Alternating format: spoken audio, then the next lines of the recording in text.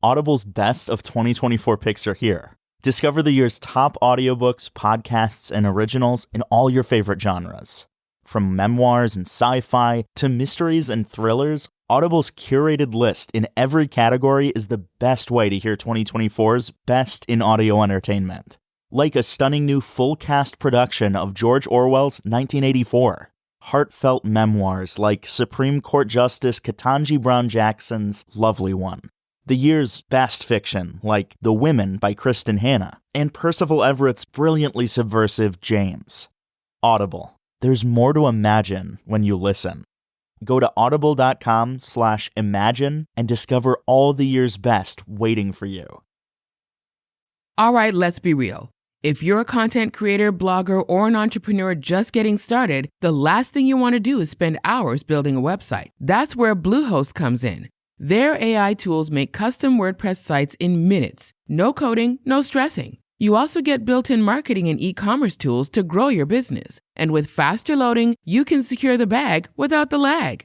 It's never been easier to launch your website. Go to Bluehost.com now to get started. Did you know that you can make your life-saving donation to Doctors Without Borders go even further? Whether you donate stock, recommend a grant through your donor-advised fund, or make an IRA-qualified charitable distribution, you can take advantage of strong market performance this year to maximize your charitable impact, making it possible for Doctors Without Borders to stay ready to respond in more than 70 countries around the world. Together, we go further. Explore ways to give at doctorswithoutborders.org/podcast. His victimology was important. Of course, that is one of the most important things we have to take into consideration. We're trying to determine what in this person's life poses a risk to them or who may want to harm them. And with Phil, that wasn't too difficult in terms of there wasn't a specific person that would want to harm him because he was very well liked, very well respected, had a lot of friends, and he had a great job.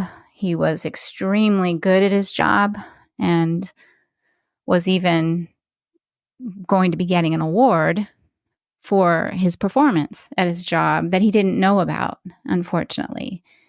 But he was going to get that. It was going to be a surprise. So, he was found really quickly in terms of he didn't show up for work on a Monday morning, and they went and coworkers said this isn't like him. That's Julia Cowley, a retired FBI agent and criminal profiler. This is the Silver Linings Handbook podcast. I'm Jason Blair.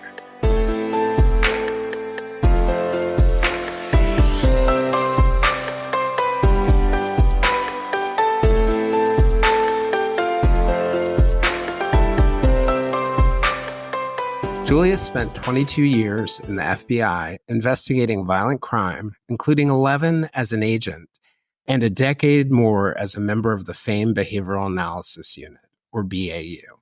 Julia makes no bones about the fact that true crime is what led her toward forensic science and law enforcement. Prior to joining the FBI, Julia was a special agent and forensic scientist with the Tennessee Bureau of Investigation. She has a bachelor's degree in chemistry from the University of Oregon and a master's degree in forensic science from George Washington University. Today, we're going to be discussing Julia's first case as an FBI profiler, the 2010 murder of Philip DiMartino, a gay man who worked as a senior marketing manager at the real estate firm Archstone in San Francisco. At the BAU, Julia was the lead profiler on the East Area Rapist and Original Night Stalker cases that were combined in what's now known as the Golden State Killer case. She worked on the case of the serial killer Israel Keys in the early stages of the Long Island serial killer case.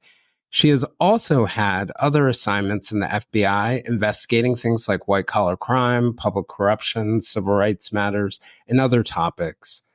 Julia is also the host of her own podcast, one of my favorites, The Consult, a true crime podcast that examines the behavior before, during, and after the commission of a criminal act. Julia's brought together retired FBI profilers on the show to explore cases that they've worked on and others. The BAU is a highly competitive part of an already highly competitive agency's investigations and operations section. Popularized by television shows like Mindhunter and Criminal Minds and books and movies like Silence of the Lambs, the BAU is well known for its study of serial killers, its classification of offenders connected to certain types of crime scenes, and also a part of its work in high-profile investigations like the Unabomber case, the murder of John Benet Ramsey, and the 2022 murders of the college students at the University of Idaho. Julia's co-hosts are Robert Drew, a retired FBI profiler who spent 21 years at the FBI and 12 years as a police officer in New Hampshire, Susan Costler-Drew, another profiler who was an FBI agent for 24 years, and Angela Surser, a profiler who spent 18 years at the FBI investigating criminal and counterterrorism offenses. They've explored high-profile cases like the serial killer Israel Keyes and the murder of Robert Wan, as well as many cases that have a lower profile, like the recent episodes on the unsolved 2001 murder of Bo Bedford in Alabama, and cases like Philip's murder. Philip's colleagues at the real estate firm Archstone became concerned one day after he didn't show up for work. Philip, who was 36 at the time, was found murdered in his apartment on Monday, August 2nd, 2010. Philip was found by a coworker who went to his apartment on Herman Street to check on him. Philip had been stabbed 48 times, mostly in his back. Police would also discover 2 notes written in Spanish inside Philip's living room. Based on the notes and other evidence found, the police said that the killer could be a Hispanic man and that the killer may have cut his hand during the crime. Police would later discover Philip, who was gay, had been seen last on Friday, July 30th at a popular bar called the Badlands in the Castro District. Today, we're going to discuss Philip's case, the work of criminal profilers and how they get involved and support investigations, the process of building a profile, how profiles can be used by law enforcement and others, and advances in areas like DNA science and investigative genealogy, genetic genealogy, which may be helpful in solving cases like Philip's.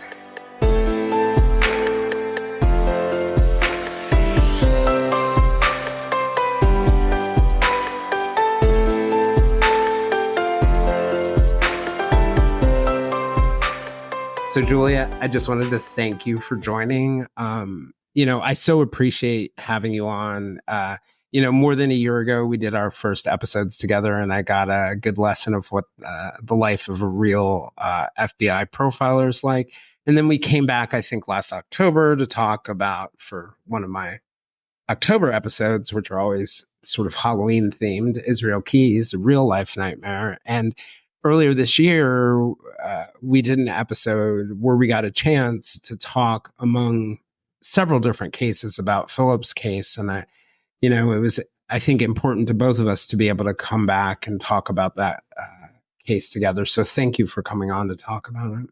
Well, I'm always happy to come on your show. I enjoy our conversations, and I appreciate your support of our show and supporting the cases that we feature on our show as well, particularly a case like Philip's, which is a lesser known case. I mean, the higher profile cases, they're very interesting. We can learn a lot from them, but they often don't need any more exposure.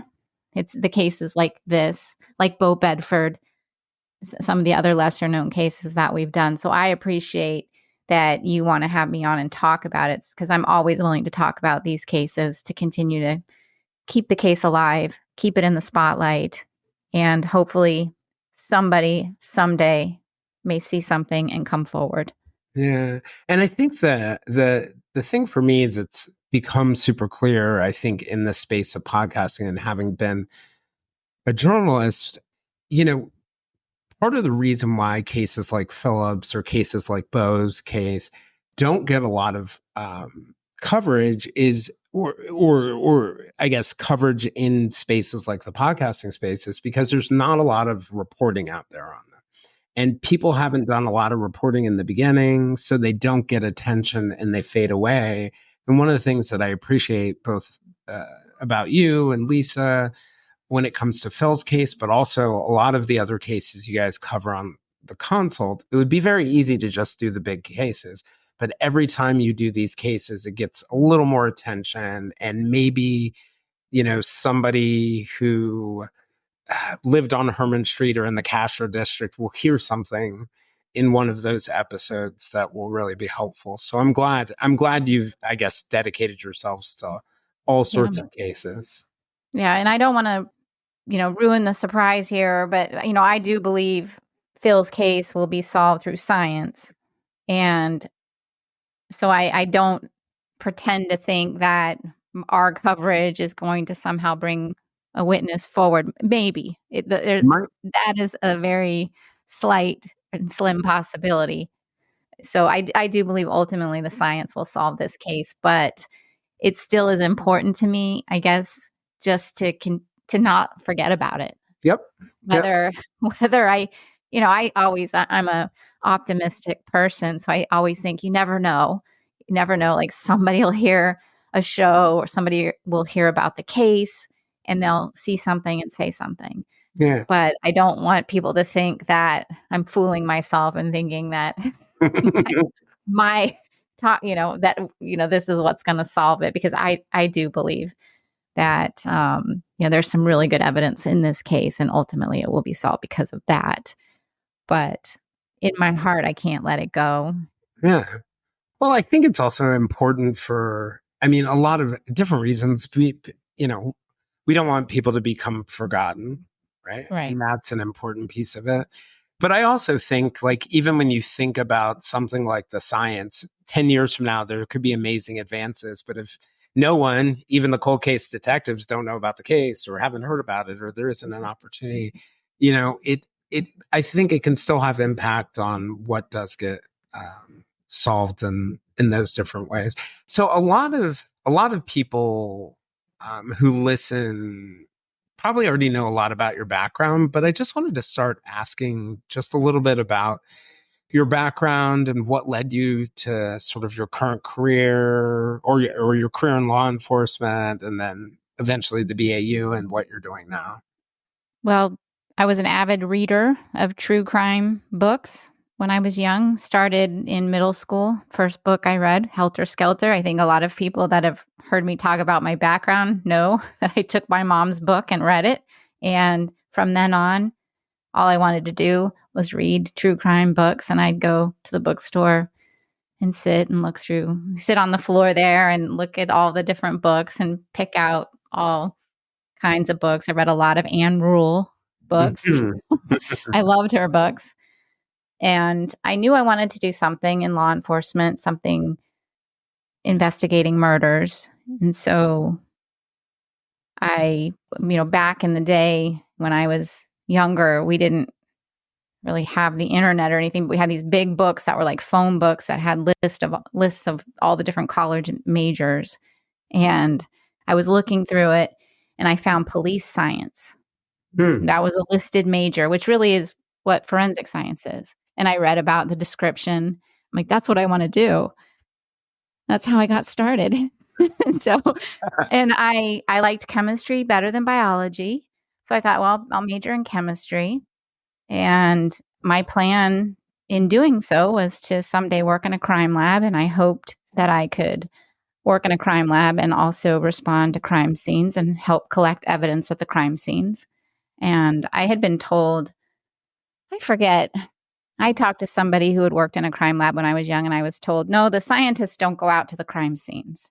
At least that agency, they didn't. But I was told that just doesn't happen. But then when there was an opening at the Tennessee Bureau of Investigation, I learned that their scientists did go to the crime scenes. So I applied for a job there. And I got it. And I moved all my belongings and I went from the West Coast to Tennessee. And that's where I started. And I just loved the job there. So you were working in Tennessee as a forensic scientist. So you were doing work in the lab and also going out to crime scenes. What Yes. led you to apply for the FBI? Well, I had a coworker that I worked with on the they call it the violent crime response team back when I was at TBI. And he had applied to the FBI and joined the FBI a couple years before I did. And I stayed in touch with him, and he encouraged me to apply. And I thought that would be something I would want to do. I felt like sometimes in the laboratory, I loved going out to the crime scenes, but I felt in the laboratory that I was just like a very small part of an investigation. And I wanted to like run my own investigations. So I thought joining the FBI would be a good opportunity to do that. So, and you were like, that's if how that guy can do it, them. anybody can. So might as well apply. So, yeah. So that's what I did. And I didn't know, they tell you it's very competitive, and I knew that I was happy doing what I was doing. So if I didn't get the opportunity, that I would be okay with that. Yeah. But I was fortunately selected, and that's how I got into the FBI in 1999. Oh, wow. So I know. Wow. I can't believe it. Right. So once you get into the FBI, I assume you don't just apply automatically to the BAU, even though I do run into college students now every now and then who tell me they're going to be in the BAU. And I'm like, go for it. Give it your best shot. Yeah. I joined the FBI wanting to go into the BAU, and it wasn't called that back then. It was still BSU or some other name. It's had different names. Yeah. But I did join wanting to do that kind of work. And some people told me that I wouldn't get that chance. It was too competitive. And I understood that. It's like, you always have to understand, like, this may not work out, but I'm going to try. So I knew that even if it didn't work out, I would be happy just being, an investigator, an agent in the field. Okay. And so what is the process of joining the BAU like? I was just curious about, is there an internal application process? Do you do certain steps before you get there? And how did that work for you? Yeah. Well, you have to have several years as an agent, just an investigative agent. So most people that get accepted into the BAU probably have about 10 years at least of investigative work, 8 to 10 years. Sometimes some have more. My colleague, Susan, was an agent, an investigator for 17 years. So she came in with a ton of experience. And I had been in the Bureau 10 years when I applied. But, it's not a very big, there's different units. They have different sections. And the openings are few and far between. And when there's an opening, then they'll post it just like on the internal job website, and like 100 people apply within the Bureau. I'm exaggerating, but it's very competitive, and because those jobs don't come along very often. So a job opened up in the Crimes Against Adults unit, which is the unit I wanted to go to, and it was the only unit I would have applied to. And I applied, and the process is as for all the different jobs in the FBI that you're applying to, if you want to move around, it's very structured. You have categories, what they call competencies, that you have to write examples to. So, for example, it could be leadership, judgment, collaboration, and you write 2 examples of your work in the FBI where it shows or demonstrates that competency. And so you write up your application. It takes a long time.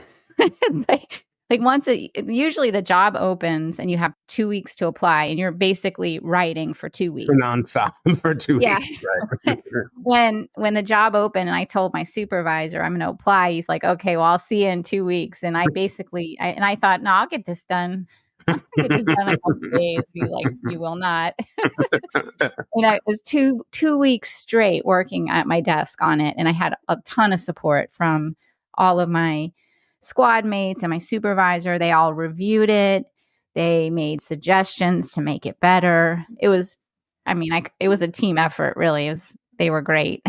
Yeah. And they Wow. really believed in me. It was a good support. Maybe they wanted to get rid of me too. One or the other, right? So so I submitted that, and there's a process of review that goes, that's at the BAU, and then they rank everybody based on this application. Sometimes there are interviews. They didn't do interviews for this particular job. And then it goes to a headquarters board who reviews everything and will finalize the selection. Yeah. So that's pretty much every job in the Bureau internally how it works. Sometimes certain jobs, they'll do interviews for them. But for the most part, most of them worked with that. And I remember when we first talked, I think one of our first conversations, we talked about how you were in training, I think, within the BAU. And you noticed the Wheatley murders, that was not your first profiling job, but the first one that you got involved in. And then Phil's case ended up being your first official case as a profiler. How did that whole process work? How did you? Yeah, well, Walika, I had actually followed before I got to the BAU, but Phil's case, so at the BAU, when you first start, you have about 16 weeks of training, and it's all classroom work and different classes in like criminal psychology, and we went and spent a week in a medical examiner's office. I mean, spent time in the laboratory, had experts come in and provide us training. So it's classroom for 16 weeks straight. And then the remainder of your training is just working with others, profilers, doing certain number of cases. And then ultimately you'll get certified. And that takes about a year.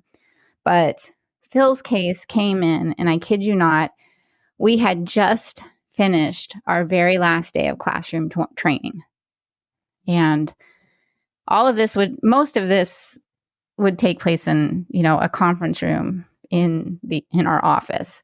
I came out of the conference room, was packing up my bags to go home thinking, I am done with my classroom. We finished. Now I have to work on some cases.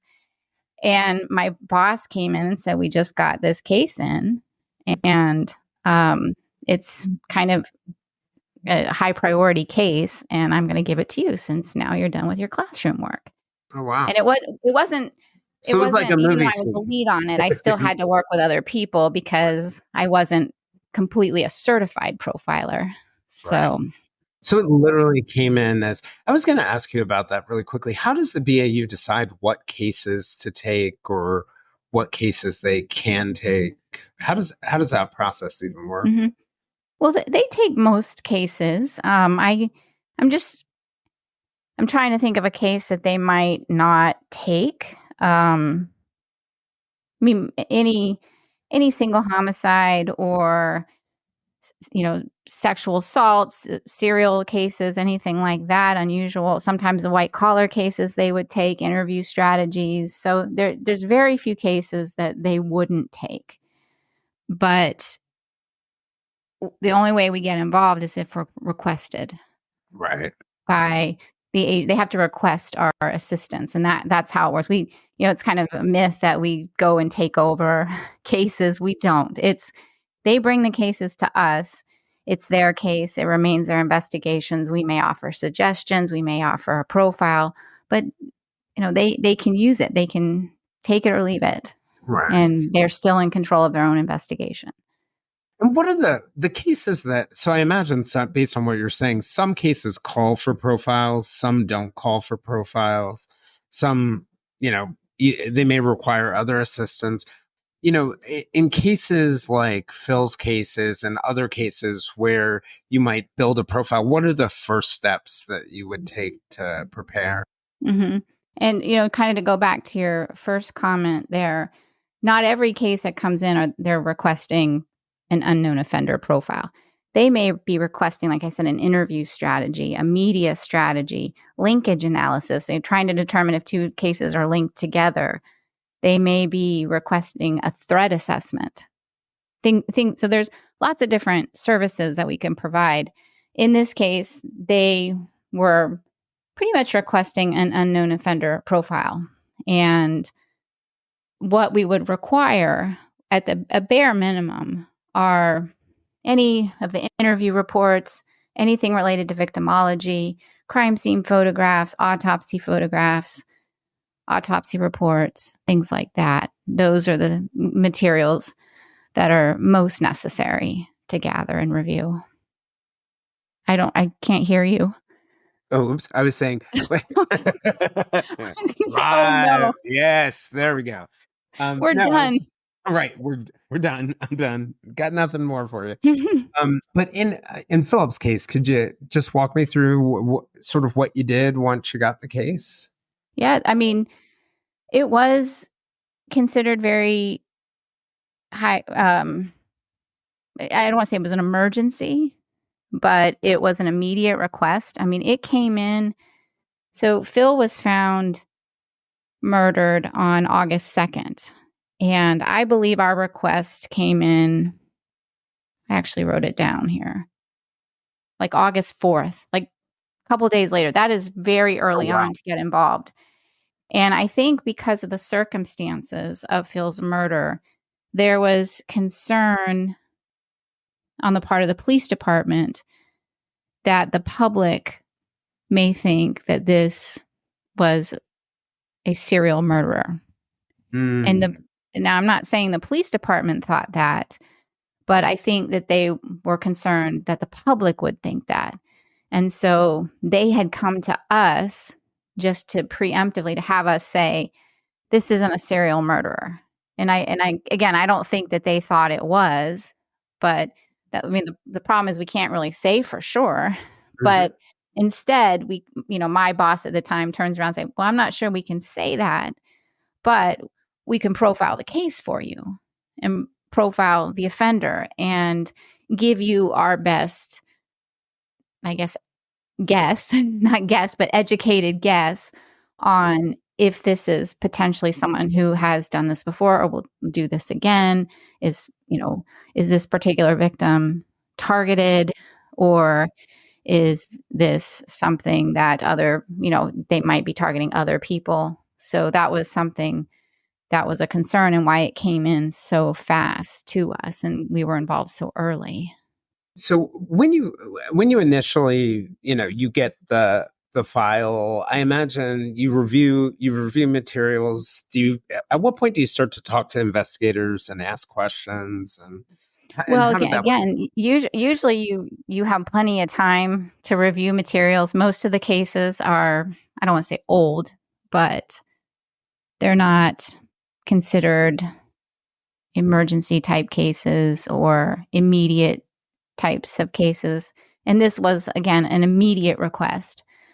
So, I just basically set up a call within like a day or two, I think, of reviewing everything as quickly as possible, or not as quickly as possible, but as soon as possible, like not delaying it, not putting it in line. Of course, this was my only case, so I could do that.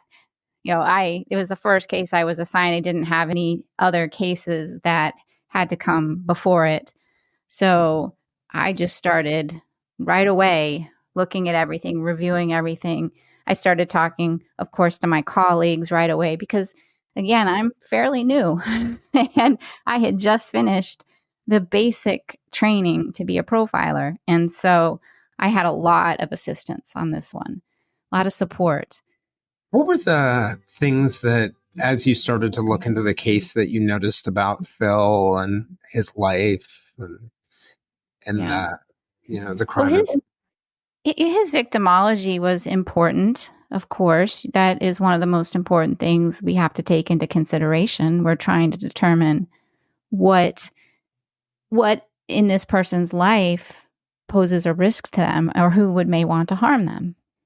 And with Phil, that wasn't too difficult in terms of there wasn't a specific person that would want to harm him because he was very well liked, very well respected, had a lot of friends, and he had a great job. He was extremely good at his job and was even going to be getting an award for his performance at his job that he didn't know about, unfortunately. But he was going to get that. It was going to be a surprise. So, he was found really quickly in terms of he didn't show up for work on a Monday morning, and they went and coworkers said this isn't like him. And they went to his home and discovered he'd been murdered. And so that was one of the things I learned about him, just how responsible he was in especially his work life. Forget one-size-fits-all diets. With Noom, you get a personalized weight loss plan that's tailored to your lifestyle. Have cravings? Food FOMO? Noom can help you lose weight while still enjoying your favorite foods. Noom's users love the flexible approach, blending psychology and biology to help you lose weight in a way that's sustainable for you. Plus, you can rest assured Noom's approach is grounded in science. They've published more than 30 peer-reviewed scientific articles describing their methods and effectiveness. Stay focused on what's important to you with Noom's psychology and biology-based approach. Sign up for your trial today at Noom.com. This Christmas, get exactly what you want. Baby Girl is a delicious twist on the erotic thriller with sizzling chemistry, spiky humor, and electrifying performances. Starring Academy Award winner Nicole Kidman in a fearless turn as Romy, a high-powered New York CEO, whose affair with a magnetic intern, Harris Dickinson, awakens a dangerous game of seduction and power that pushes how far she'll go to feel truly alive. Writer-director Helena Rain delivers a provocative, wildly entertaining cinematic treat that is sure to leave audiences buzzing. Baby Girl is in theaters everywhere December 25th. Get your tickets now. You know that feeling when your favorite brand really gets you? Deliver that feeling to your customers every time. Memorable moments like these are key to building your business and your brand. Brands like Headley & Bennett use Klaviyo's marketing automation platform to turn their customer data into more personalized connections across AI-powered email, SMS, analytics, and more, making every moment count. Build smarter digital relationships with your customers and make every moment count with Klaviyo. Learn more at klaviyo.com. Now, he was a single gay man and would go out to bars and establishments. And, one of the things that he was clear about, he was single and he wanted to be single. And he was an honest person and never, told people that or lied to people. He didn't have multiple relationships and he wasn't cheating on anybody. He wasn't like that. He was very openly, I just want to be single and live a single life. But as part of that life, he would usually, when he'd go out to a bar, he'd bring someone home. And some of those people he may not know well or at all. And so that was the area that we felt posed the biggest risk to Phil. But so that's where you saw the big risk. It's interesting you say that, Julia. My assistant literally said to me this morning, she said, if you were murdered, the suspect list would be so long that the police would never be able to solve it. But it really does sort of like strike me in reality, it strikes me that he's only gone for a couple of hours and his colleagues are concerned, right? Which is something that I understand to happen. But in a lot of workplaces, they'd make a phone call to the emergency contact. Maybe they'd call the police for a welfare check, but they actually literally physically went to his apartment, which tells me a little bit about exactly what you were saying, that about how responsible it was, how odd it felt for them, and how much they cared. Because it would have been easy to just call him 20 times or call the police. Yeah. And over. I mean, some people just say, he's just blowing us off. But that was not in his character, and they knew that. And there was an important meeting that morning as well, which also, I think, added to their concern that he wasn't there. This just was so unlike him. Yeah. And so when you're collecting this information, what's the process for you guys? Do you go and interview family members? Do you have questionnaires? How does that? Well, sometimes, yeah. So we don't actually go out and do the interviews. That's another myth. That's, again, this case is still with the agency, the requesting agency, the agency that has requested our assistance. So if we have time, if we have an opportunity, if we want more information, sometimes we do give them the questionnaires. And I've talked about the general assessment questionnaire, which is a long questionnaire that helps develop victimology. And so we would ask detectives, could you give these questionnaires to the people that know the victim well and could answer and tell them to answer these questions as honestly as possible. And that can help build victimology. But in this case, we didn't do that. We didn't really have time to do that. So there probably would have been more I would have wanted to know. I think we had a good foundation, and based on the circumstances and the timeline, it seemed like our assessment of his risk was highly likely to be accurate. So it wasn't like we felt like we're missing this big gap in interviews that we can't figure out who would pose a risk to him, who would harm him. And I think we had a pretty good idea at this point that we know where the risk came from. And I know another important part of it, in addition to the victimology, is the crime scene itself tells you a lot of things. What did you learn from sort of the crime scene and Phil last being seen on that Friday night? Do we know anything about his Friday night when he went out to the We know a little bit. He had gone to a bar in the Castro District called Badlands. He was there anywhere. The witnesses put a time frame like between 5 and 9 o'clock, but that was a very rough estimate. I don't think he was there at 5 o'clock. I think it was more maybe later than that, but people's memories were not great in terms of when they saw him, but he was seen there. And he is believed his last communication was with a friend. I forget the exact time, but it's after 9 o'clock. And there was a text message to a friend.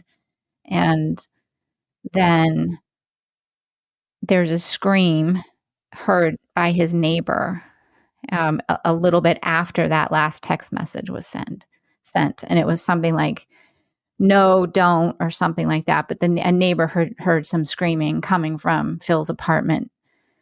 And so that gives us kind of a possible timeline of when he was actually killed. So that would be before 10 o'clock on that Friday night. Oh, really? So a very small window between a couple of hours at the most. I mean, if we're to assume, and I don't think there's anything about the crime scene that suggests that couldn't have happened.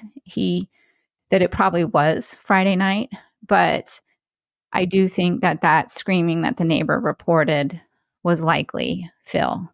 So that's probably a pretty good timeline for when he was killed.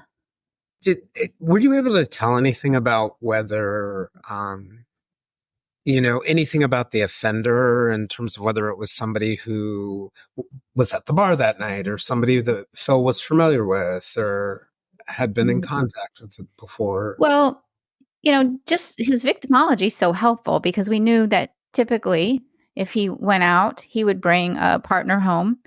And so this is very likely what happened. Now, when we're trying to assess, did he know this person prior, or was this some person he didn't know who is a serial killer? Or something, that was what we were trying to assess. How well did he know this person? Is this somebody that can be identified through maybe prior contacts he had maybe in his cell phone or things like that? But, the crime scene itself showed a great deal of emotion, a great deal of rage. And what was also very I don't want to say unusual, but significant was staging. And you had mentioned the notes that had been left. And there, you said 2 notes, but there are actually several more than that. They were very short. They were written on different pieces of paper with different pens, and they were located in 2 different areas of his apartment. And they didn't really make a lot of sense. They were written in Spanish, and it was almost like they were trying to put the blame on somebody else. There was some religious undertones to the notes. There was some references to being forgiven, but that extra time that the offender took to do that told us something. It tells me something. Like, this person, most people, if they kill somebody, they're going to run out and try to get out as quickly as possible. They're not going to hang around and write notes, especially after Philip has yelled and screamed. Right. So, and could have woken the whole building. right. That would be, most people want to get out of there as quickly as possible. So when you're looking at somebody who's spending extra time and that takes priority over getting away, then you have to wonder why they're doing that. And to me, that just meant, or said to me, that they were a little more comfortable. They knew they had time, and it was more important to try to stage the scene to make it look like somebody else may have done it. And the staging, when you stage a crime scene, it's the offender is doing it because they feel like if they leave it as it is, that they will be prioritized as the number one suspect. So they want to make it look like something else, or they want to make it look like somebody else did it. And and this is what the offender, this is their perception. It doesn't necessarily mean that would be law enforcement's perception, but they're thinking, oh no, if I leave the scene just like this, they're going to know I did it. So I'm going to write some notes to kind of mislead investigators. In a different direction. And when that becomes a priority, that means to me that there's probably a little more of a connection than just a complete random stranger. So sort of it makes you wonder about whether it really was somebody he had met for the first time that night. Not necessarily that it wasn't someone he met that night outside or at a bar, but just was it their first time meeting? Did the neighbors hear anything other than the screaming? No. They didn't hear anyone leave or anything else like that? Nothing that was reported. Yeah. I think about something like that. He was stabbed 48 times. That would create quite a mess. Yes. And what is also significant about this attack is that the offender cut himself. So there were Band-Aids that were in the bathroom. There was a lot of blood in the bathroom, and it was clear that he had tried to bandage himself up. And it's hard to say exactly how bad he was cut, but there was a lot of blood. And there was a shoe print as well in the bathroom. So that's significant. That's a clue. That could be a clue that the police could put out into the media, and they did. That was our suggestion. Put out, that this offender may have a cut. They may have sought medical assistance. They may be bandaged. That's what you'd be looking for. That didn't generate any leads, obviously, or, didn't lead to a suspect anyway. Did they recover any DNA from the offender? I believe so, yes. So we know the person's cut. They have his DNA. Yes. His DNA. Yeah. So he's cut himself. He's, it's a mess. He's taken the time to sit down and write notes that are meant to point in another direction. I know in the news report that I had read, one of the early news reports, they had said that there was something in there that both in the notes and something else that pointed toward a Hispanic male as a suspect. Is that the way you remember it, or? Yes. So the notes, because they were written in Spanish, and because this goes back to Phil's victimology and why victimology is so important, Phil preferred to date Hispanic men or Asian men. So it would seem to reason, it's really just probabilities that when he brought someone home, this would have been somebody that he would be attracted to, which would be a Hispanic man or a gay man. And the notes being in Spanish led us and investigators to believe that this might be a Hispanic man, and possibly even Spanish is their first language. And I imagine, you know, the investigators, as they're working the case, they're hopefully were able to get access to Phil's phone, check to see with who he communicated that night, didn't see anyone or anything uh, that gave them a direct and obvious answer to what's going on. So as you're working to build the profile, part of what you're doing is helping give them investigative direction, places to look, things to look for. What kinds of things did you think they should look for after? One of the most important things I thought was going through his phone and looking for people that he might have had, and I'm not saying his close friends. Mm-hmm. I mean, obviously you have to rule out his close friends, but to me, this didn't seem like under the circumstances, I didn't think that this was a close friend or best friend that had come over. I believe this was probably somebody that was there for sexual purposes.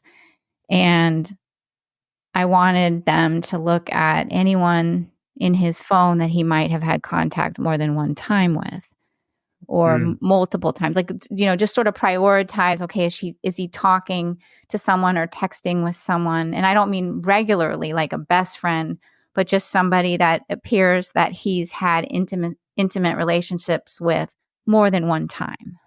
Okay. What was the more than one time part that stuck out to you? Because I felt like this, again, was somebody who had probably been to his place before. The comfort level and the need to stage. And that they're able to find things like the Band-Aids and the pens and the place to write and all of those other things. Yeah. So. I don't want to say that they were necessarily comfortable per se, but just the fact that they knew they could stay there a little bit longer and complete the staging, and that the staging was even necessary. So I thought this was probably somebody that he had contact with before. And I think this person, for some reason, was very upset, got very emotional, attacked Phil. I think afterwards, I think they were panicked. I think things were very chaotic for them. This was not a planned attack. That was the other thing when you're going back and trying to determine, what I can't say for sure is that this isn't a serial killer. I could never say that. We were unable to say that. But what I could say is I don't believe this was planned because of the aftermath and the leaving of the notes. And it was a very confusing. Messy, confusing. Yeah. It was the person, I think had extreme emotion and then tried to sort of fix things together, but they were just very upset, emotional, confused, panicked. Does the emotion and the scene reflects that? Yeah, I was gonna say, does the extreme emotion maybe tell you something about relationship? I mean, maybe it's just my personality. I have a hard time imagining myself getting really extremely emotional about somebody I barely know, but I know some people can get exercise, but to viciously do something like that, it's almost as if, it's the type of reaction you would imagine to a betrayal or something else like that, some kind of reaction like that. But does the emotionality you see at the crime scene tell you anything about the offender ever? Yeah, I do think that it's a good possibility that this person had stronger feelings or expectations of Phil that Phil wasn't reciprocating, possibly. The thing about, again, going back to Phil's victimology, Phil was an honest person. He wasn't lying to people. He wasn't pretending to feel things for people that he didn't feel. So this might be somebody who doesn't read cues very well or becomes thought overly... they had a deeper relationship than Yes. they did. Thought they became more fixated on Phil than he was on them. And this is probably something that they have done before in other relationships. So that, that's what I take from the emotion and having such an extreme reaction. If Phil was somebody who was betraying a lot of people or lying or manipulating people into thinking things that weren't true, then I might have a different take. But that wasn't Phil's nature. He was very, I don't want to say he was open. Phil, I think, was somewhat compartmentalized. And, he had his business life and he had, that responsibility. And then he had his personal life, and those were separate. And in his personal life, he was, very candid about what he wanted and what he didn't want. So I don't see him having lied to someone catches him in a lie, and then they become emotional, and this is a heat of passion type thing. I think this is somebody who, likely has some sort of attachment issues already, and they were not happy that Phil didn't potentially reciprocate or feel the same way, or Phil said something, and I don't mean that to blame Phil. I'm just saying that, they interpreted something in a way and that upset them to such an extreme that this was the reaction. So this is a type of person that in their other relationships, you're going to see other overreactions that are going to be surprising to people. And I'm not saying that they had killed before, and I'm not saying that they had killed again, but it will not surprise me when the offender is caught if people say or know, oh yeah, like I said one slight thing and they just blew up. Yeah. So that's what I would expect this person to be like. So you'd be looking for somebody who probably, it sounds like what you're saying, may misread social cues, may presume an intimacy in certain situations that isn't necessarily there, and then someone who's very reactive, emotionally reactive in their response. Yeah. And then somebody who goes back, if Phil may have said, I'm not interested in a long-term relationship. I'm not interested in exclusivity. And this person keeps thinking, well, I'll change him. And that doesn't happen. So that's the type of person I think you're looking for, is somebody who doesn't listen to what another person's saying their boundaries are. Do you think it's likely that the person stayed in the area afterwards, or was from the area and stayed in the area, or, I don't know. It's hard to say. I don't know. I mean, I think it's possible that maybe right after the murder, they left the area for a while. This would have been, I believe, extremely stressful. Because the way you describe that's what I was going to say, the way you describe the crime scene and the notes and other things like that, as soon as you were saying that, I was thinking the first place to look would be like, I would check out every Catholic church, like see who's praying in a Catholic church at 1 a.m. Because, you mentioned the religious imagery, the emotional reaction, sounded like some signs of what could have been guilt and also staging. I would expect it would be somebody who probably, like you said, who is injured, but somebody who probably felt bad or even got depressed or started drinking more or stopped drinking or something along those lines big to manage. I think anyone who knew the offender or knew them well would probably have seen some significant post-offense behaviors. And it's hard to say what those would be, but I think there would have been some significant changes in one way or another. And I think this they would have been under extreme amount of stress, particularly in the few hours to days after this murder. And I think it would have been noticeable. So I think it's possible they could have left the area. It's hard to know if they had the means to do that, but maybe they just went home and didn't go out for days, called in sick to work. But this would not have been, I don't believe, easy for this person to deal with. Right.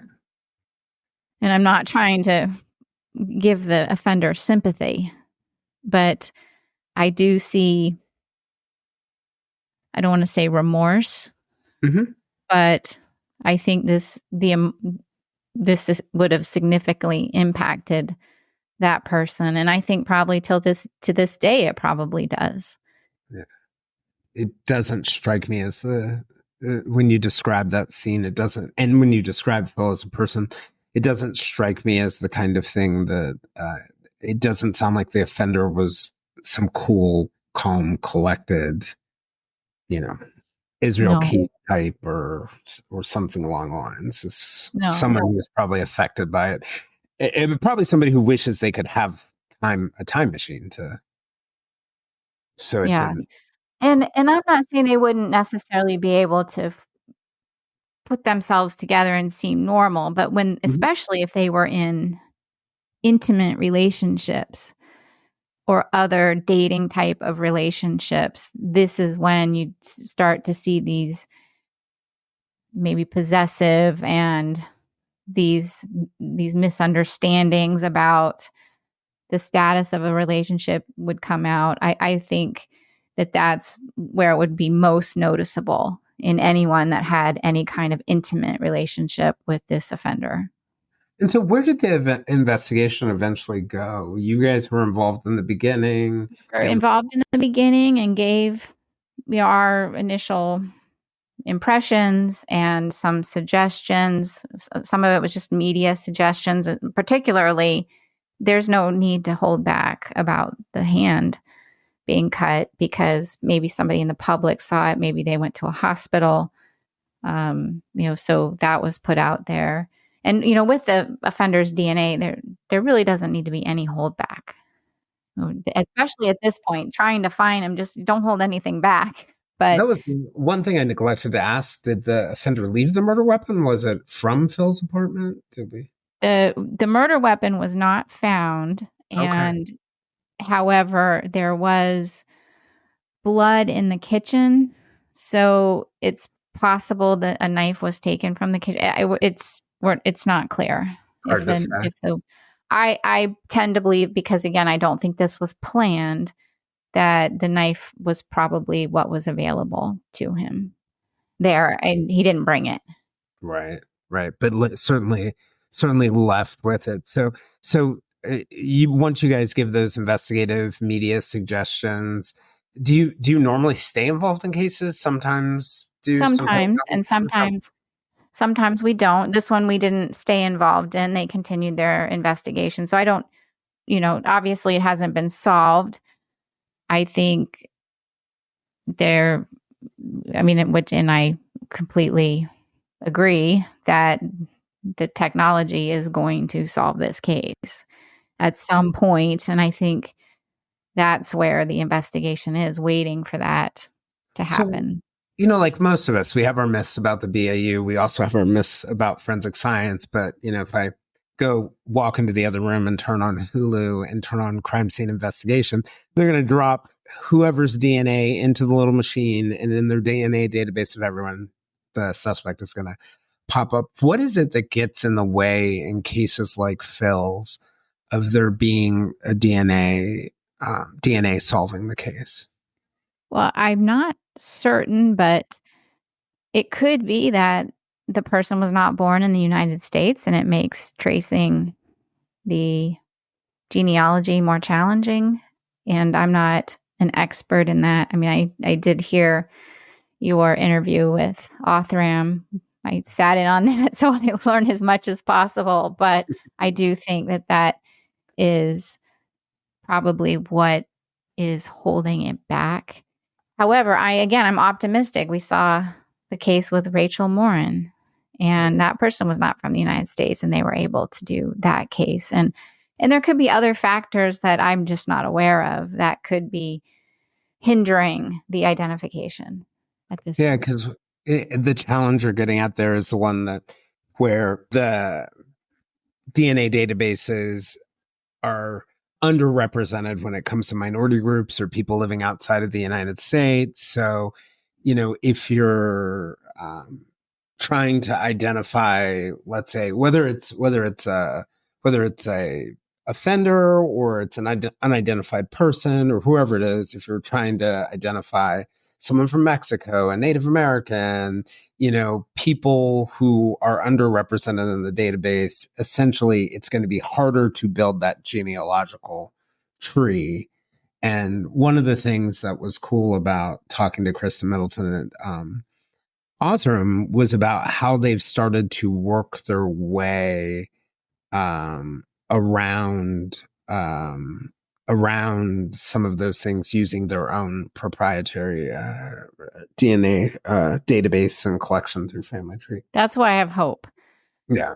I mean, I know it will be solved, and I look forward to that day of hearing about it at some point. Getting solved that way. So with cases like this, I'm just curious, as somebody who's a profiler, you work on a bunch of cases like this. What was it about Philip's case that stuck with you?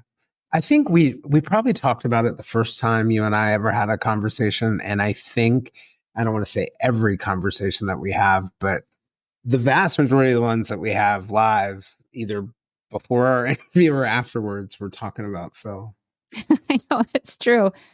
I think certainly because it was the first case I was assigned.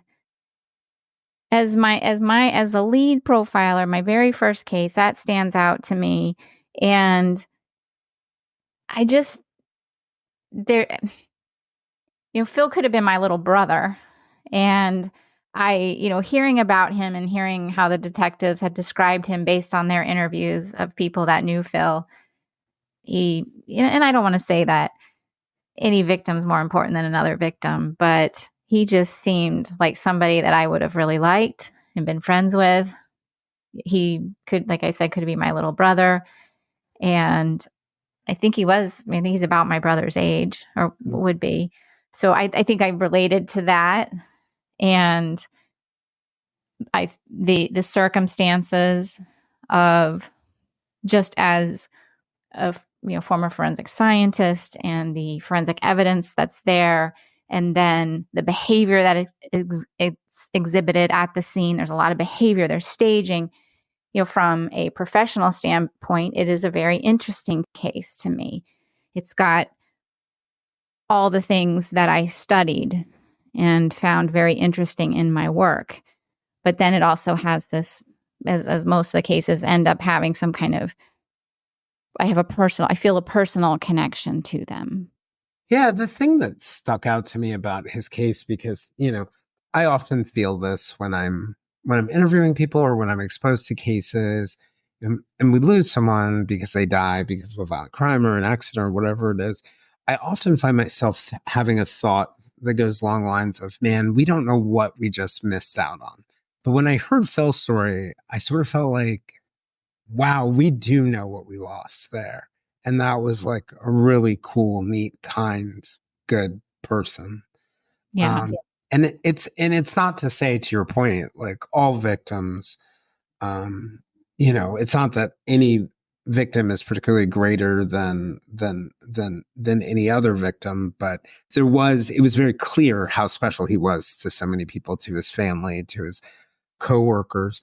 One of the things about Phil's case that's kind of interesting, and I know CJ John of the Rainbow Crime podcast recently did Phil's case, but a lot of cases of, lesbian, gay, transsexual, bisexual, other people who are queer do not get a lot of media attention. It doesn't fit the typical profile for for media cases, and I'm glad that there are outlets out there that are talking about this, but I sort of feel like in cases like Phil sometimes, and I doubt this is true, and I hope this isn't true in San Francisco, but they don't get as much police attention or as much media attention, and it has this sort of like cascading effect. You see the same thing with missing and murdered Native American women. You see it in other spaces like that. And one of the things that I love about the consult, and I actually got into a discussion with someone on Facebook about this, actually. They were saying, why doesn't the consult cover more high profile cases? And I was like, good luck. I was like, that's not going to happen. No, we will. I know you will. Cover some, but no. we also. Their point was, the point that they were making was, if they cover more high profile cases, it'll be easier for us to have discussions about it. And I was like, guys, try hard, because these people are clearly committed to covering the cases you haven't heard of as well. So I was going to just ask you about that. Like you've covered John Bonet, you've covered Robert Wan, Annie Liu might be considered a high profile case by some people. But why these other cases? It's not obviously not because you're trying to, break download records by covering Bo Bedford. Like, what is driving you to cover those cases? Well, keep a spotlight on them, number one. But also, we can learn from them. Yeah. We can learn from these cases. And if we're just continuing to cover all the cases that have already been covered many times in different ways, and then, a lot of the high profile cases have already been so-called profiled anyway.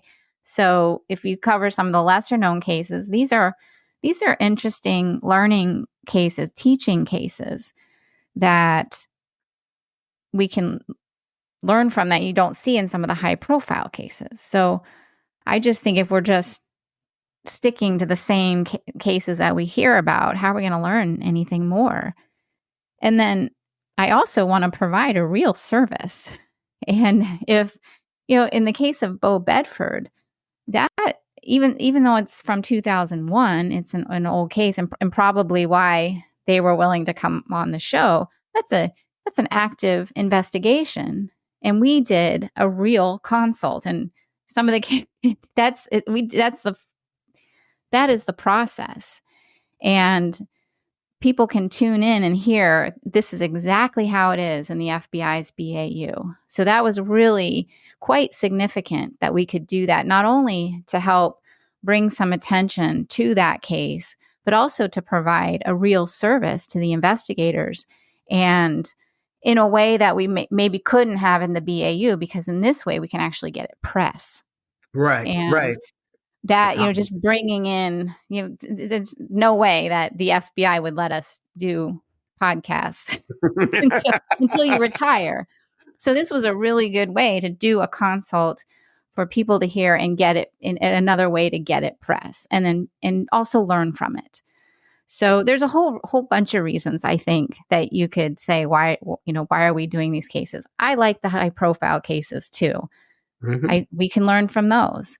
I mean, we've done the Golden State Killer, as you mentioned, Israel Keys. Those are all interesting cases, and people tune in to hear those, but we're still going to continue to cover the lesser known cases. And I actually find some of the lesser known cases that you guys have covered to be quite fascinating, too. And then the other things, some of them that are maybe high profile to one person aren't necessarily known to others. But I think to your point, we learn, we have an ability to have a positive impact through whatever we do and whatever we explore. And I kind of think, like, we're, by being given this platform, somehow I'm allowed to have a microphone to talk into, and people, for some very strange reason, they'll give them to anybody. Right? Yes, they'll give them to anybody. Anyone can have one these days. Somehow people listen. That's the scary part. Might as well use that platform for certain good. So before we go, if you have any closing thoughts that you want to throw out there, or anything you want to say, I'll go ahead and hand it over to you. So, well, what I want to say is that if anyone has any information about Phil's murder, I'm going right back to business, you can call the San Francisco Police Department Homicide Detail, 415-553-1145. That's 415-553-1145. So that's what I want to leave on because, again, the whole point is to continue to try to get information. And also, if you want to stay anonymous, you can call their tip line and leave a message there at 1-415-533-1145. See, we had the same close. Right? Well, I know Excuse me. I'm sorry. Sometimes forget to do that. And I think that's important to remind people if they do have information. And also, if you have ties to San Francisco, let people know about this case. And as well, I mean, just keep the word out. Like, have you heard about this case? You just never know. Yeah. And I think, that's one of the things that I think is, it's kind of fascinating. It's interesting. You'll listen to some of these cases that are closed or where something happens years later and someone sees or hears some media coverage about something. And then all of a sudden, they'll realize like, oh, I used to live in that neighborhood, or I remember that was a red Chevy. And it may not close the case, but it gives investigators a extra piece of information that helps them get closer. So for any of you guys who are living in the San Francisco area in 2010, like Julia said, reach out to the San Francisco Police Department Homicide Detail. They handle their active cases and their cold cases. And certainly if any of you remember anyone whose behavior changed dramatically after, July 30th, the night of July 30th, 2010, who fits some of what we've been talking about, reach out to them as well. Thanks for coming on, Julia, as always. Thank you for having me. You're welcome. And we have Lisa in the audience, by the way, guys. So, I'll wrap it up with an outro later, but I'm going to check to see if anybody had any questions. We got a thank you from Lisa. So thank you, Julia. Yeah. So Lisa and I obviously I never talked to her when I was at the BAU, but now that I have the podcast, Lisa and I have connected and communicate every now and then. And I always run things by her. I'm not going to call anybody or do anything without letting her know. So I want her to be a part of knowing the kind of information that we're putting out there about Phil's case. And that's something that's different than when I was at the BAU. I didn't have to worry about those things. Now, as somebody who's doing the podcast, when appropriate and when I can, reaching out to family members and communicating with them about the case. Not every case requires that or is even a possibility or necessary, but because of the nature of this case, Lisa and I have been able to have a relationship and communicate about Phil. And I tell you, I look forward to the day where I get a message from her that tells me that she's been informed that there's been an arrest. Yeah. Lisa's a great person. I've had lucky enough to have conversations with her, and we trade cat pictures as well.